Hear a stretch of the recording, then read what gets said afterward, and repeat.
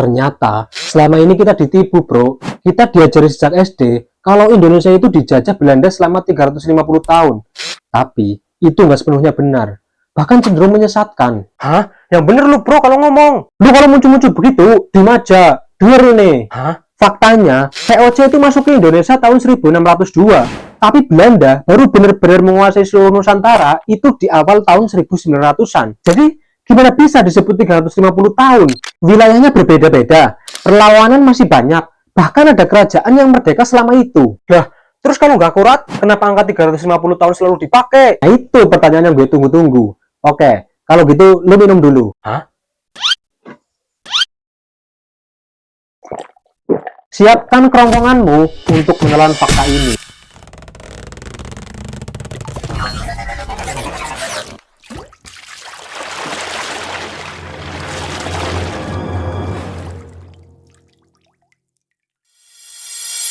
Halo guys, kembali lagi bersama saya, Gerbi Miring. Kita adalah Kembar Kembir. Oke bro, kita lanjut percakapan tadi ya. Siap bro. Kita bedah nih, kenapa angka 350 tahun itu bisa muncul? Dan kenapa lu harus mulai meragukannya? Mari kita hitung bersama. VOC, kongsi dagang Belanda, datang ke Nusantara tahun 1602. Indonesia merdeka tahun 1945 kan? Kalau cuma main hitung-hitungan, 1945 dikurangi 1602 itu hasilnya 343 tahun. Nah, dibulatkan jadi itu 350 tahun dijajah. Tapi pertanyaannya, apakah VOC itu negara penjajah? Dan apakah seluruh wilayah Indonesia udah tunduk di bawah Belanda saat itu? Nggak tahu. Hah? Gue bukan lagi nanya ke lu, gue nanya ke diri sendiri. Oh, ya udah, kalau gitu jawab sendiri aja. Ya, emang ini masuk kalian dijawab, tapi lu tiba-tiba ngomong.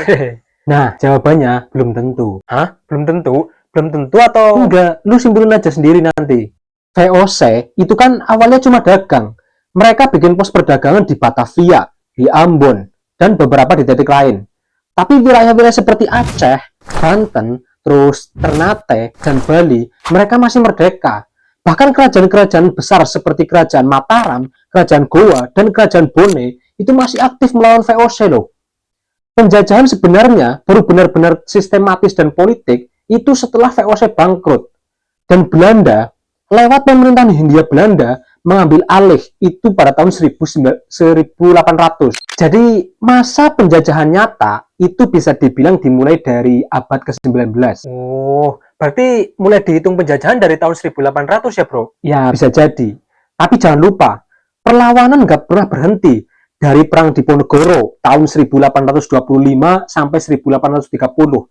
Terus Perang Padri di Sumatera Barat tahun 1803. Sampai perlawanan di Aceh yang bahkan belum takluk sampai 1900-an. Jadi, gimana bisa disebut 350 tahun dijajah kalau sebagian besar wilayah bahkan masih berjuang keras? Indonesia saat itu belum berbentuk negara seperti sekarang.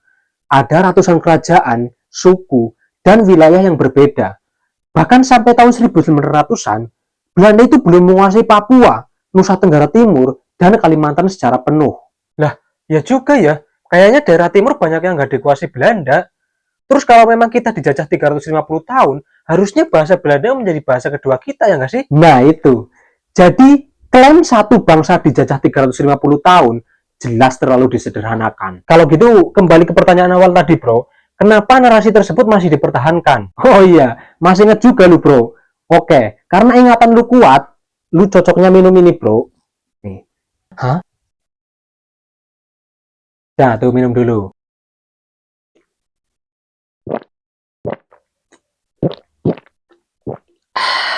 Wah, kok ini rasanya beda sama yang tadi ya? Ini seger banget asli bro. Di kerongkongan sini kayak, lega gitu.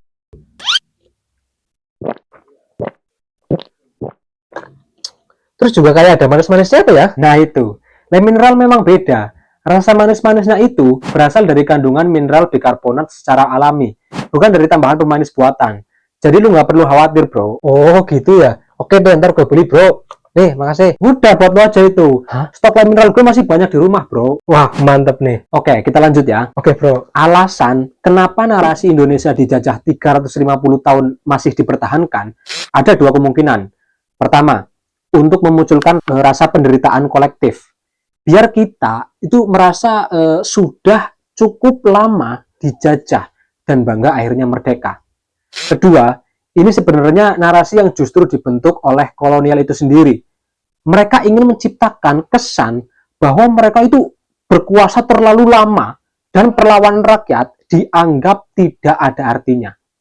Padahal sejarah kita itu penuh pemberontakan loh, bukan penyerahan. Sejarah bukan sekedar angka bro, tapi soal bagaimana kita memahaminya. Katanya 350 tahun dijajah, tapi banyak sejarawan hari ini mulai meragukannya. Yang harus kita rayakan adalah bukan lamanya dijajah, tapi lamanya kita melawan. Karena dari awal sampai akhir, rakyat Nusantara itu tidak pernah benar-benar tunduk sepenuhnya. Oh, jadi intinya bukan 350 tahun dijajah, tapi 350 tahun melawan ya bro. Nah, jadi pinter tuh habis minum lem mineral. Iyalah, kayaknya gue jadi lebih konsentrasi deh habis minum lem mineral. Betul. Jadi gitu bro. Lu setuju nggak kalau sejarah harus ditulis ulang dengan jujur? Kita tanyakan ke pemirsa aja kali ya. Nah, ide bagus. Lu makin cerdas asli bro. Haha. Oke guys, coba kalian setuju nggak kalau sejarah ditulis ulang? Kalau iya, coba kalian komen, saya pilih sejarah yang adil, bukan yang asal viral. Asli, gila. Cerdasnya. Apa bro lah? Udah langsung tutup aja. Oke lah. Jadi guys, sekian dulu video kali ini. Terima kasih banyak yang udah menonton. Kalau kalian suka dengan video ini, dukung kami dengan cara klik tombol like, share, dan subscribe. Ya, betul. Sampai jumpa di video-video menarik selanjutnya. Saya Gerbi. Miring, Pamit undur diri. bye-bye.